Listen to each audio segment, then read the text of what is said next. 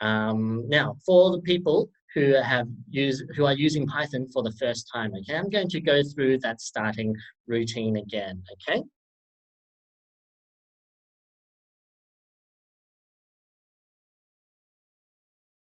All right.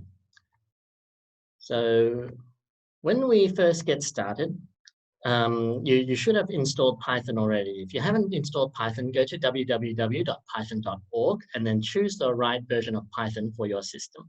Once you've installed Python, it will also install a program called idle. Okay, idle is an environment where we can do some programming. Okay, so here, what I'm going to do is I'm going to close that.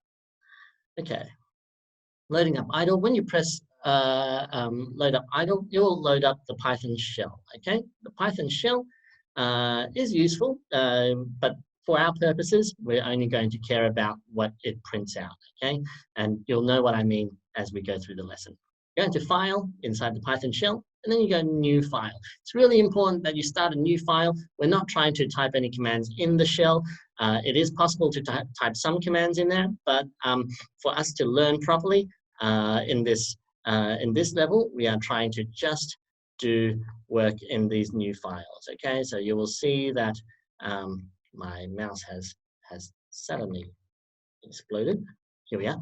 Okay, so we start a new file, and then what we do is we save the file. Okay, and today I want you to save the file as week 5. Okay, so student work.